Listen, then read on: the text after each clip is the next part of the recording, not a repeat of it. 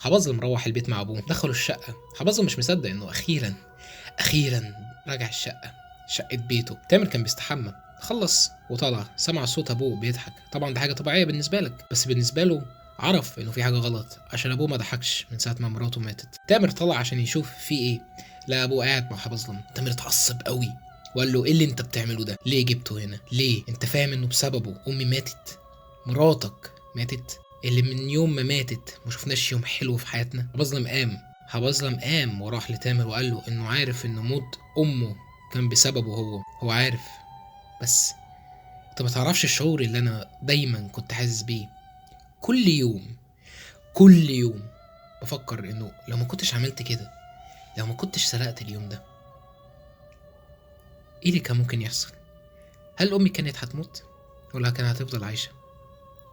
هل احنا كنا هنكون قريبين من بعض يا تامر؟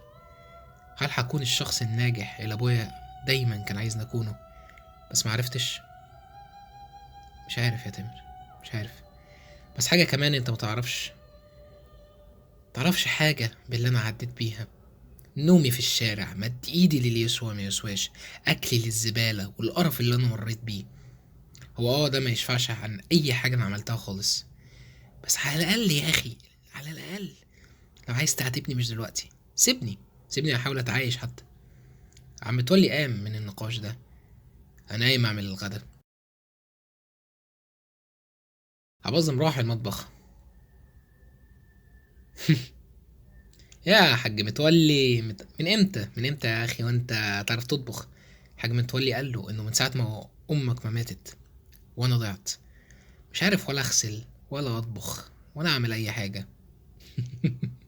انت هتقولي فاكر لما ماما راحت عند تيتا وانت قلت انك هتعمل الاكل، في الاخر انت كنت هتحرق البيت؟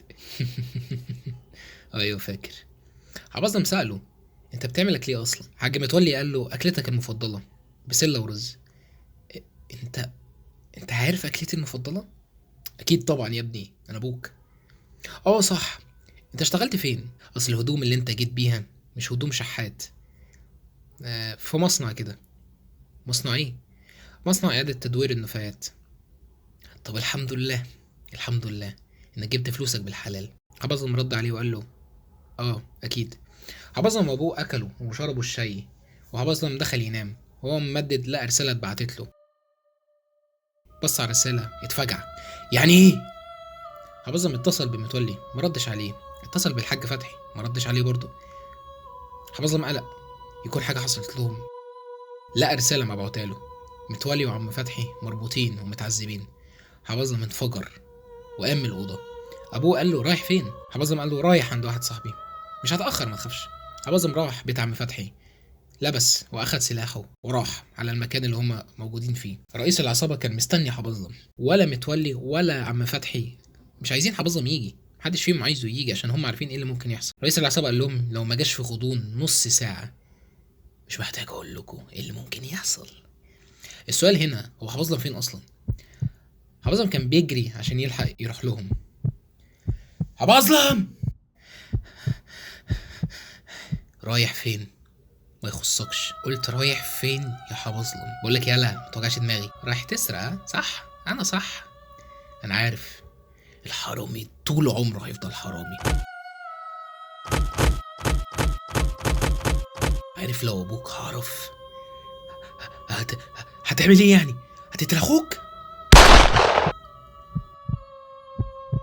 ما تقولش اخوك.